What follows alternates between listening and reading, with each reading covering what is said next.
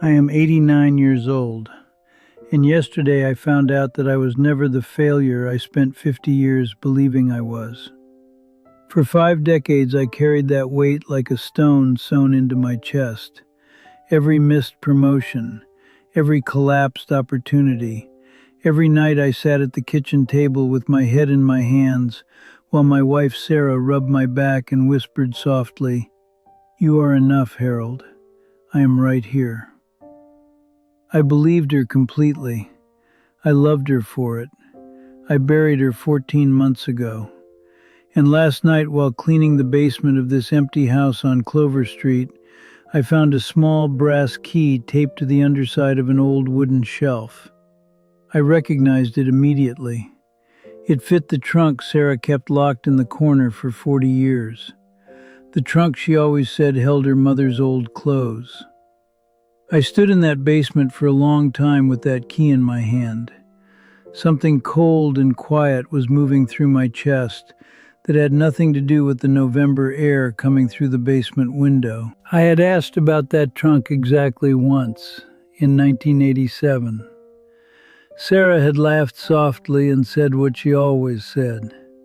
"Just Mama's old things, Harold. Nothing interesting." I never asked again, because that is what a trusting husband does. He stops asking. I put the key in the lock, and the moment it turned, 50 years of my life turned with it. Before I tell you what was inside that trunk, I need you to understand what kind of man I was before Sarah quietly made me someone smaller. My name is Harold Edward Bennett, born April 7th, 1935, in Nashville, Tennessee. I worked at Meridian Engineering Company on Fifth Avenue for 31 years. I was good at my work, not arrogant about it, just quietly confident in the way a man is when he knows his craft and respects it completely.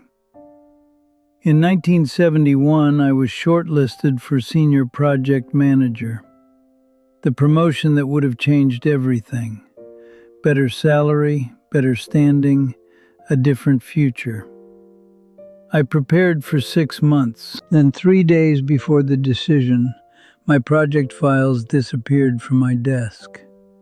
Not misplaced, gone. I searched everywhere, asked colleagues, found nothing. The promotion went to someone else. I came home that evening completely broken. Sarah was already at the door, like she was expecting me at exactly that time. She held my face in both hands and said, "Harold, their loss is not your failure. You are the best man I know." I wept on her shoulder that night. She held me the entire time, and I was so consumed by my own grief that I never stopped to ask myself one very simple question. How did Sarah know the exact moment I would walk through that door? I had not called ahead. I had not sent word. She was simply already there, waiting, with both hands ready. And I walked straight into them, without once looking at what was behind her.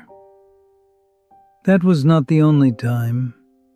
Looking back now with clear eyes and a cold mind, I can see the pattern the way you see a scar after the wound is finally closed. It was always the same shape. In 1978, I was recommended for a government contract that would have tripled our income. 3 weeks into the bidding process, my supervisor called me into his office and told me quietly that an anonymous complaint had been filed against my work record. Unprofessional conduct, unreliable delivery. I had never missed a single deadline in 11 years. The contract went elsewhere. I came home that evening to find Sarah already at the stove. Dinner ready, table set, her face arranged in that particular expression of warm and patient concern she wore on the evenings she knew I would need it most. I sat down, told her everything. She listened, nodded, reached across the table and covered my hand with hers. Harold, some people cannot stand to see a good man rise. That is their failure, not yours. I believed her, I always believed her, because she was always already there, already warm, already ready, like a woman who had checked the weather before stepping outside. Then in 1983 it happened again, a promotion, a disappeared file, a suddenly cold supervisor, and Sarah at the door, waiting.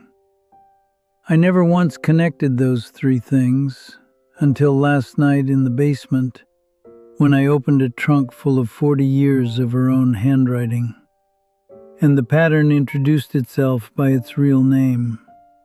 The trunk was not full of old clothes. I stood in that basement and looked at what was actually inside it for a long moment before my mind fully accepted what my eyes were seeing. 40 years of diaries, small, leather-bound, arranged in order by year, from 1972 to 2012. 40 volumes of Sarah's handwriting in a trunk she kept locked for 4 decades and told me held her mother's old things. Her mother had been dead since 1969.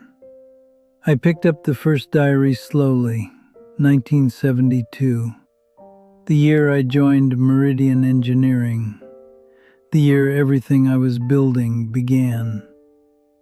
I almost put it back. I want you to understand that moment because it matters. I stood there in that cold basement with 40 years of my wife's private thoughts in my hands, and I genuinely considered closing the trunk and walking back upstairs and letting Sarah keep her secrets the way she had kept them for 40 years. I almost chose the comfortable lie over the devastating truth. Then something fell from between the pages. A folded piece of paper, old, soft at the creases. I opened it carefully. It was a handwritten copy of an anonymous letter, addressed to my supervisor at Meridian Engineering, dated 3 weeks before the 1978 contract I had lost to an anonymous complaint about unprofessional conduct. The handwriting was Sarah's. I recognized every curve of every letter the way you recognize a voice in a dark room. I sat down on the basement floor and I began to read. The 1978 letter was only the beginning.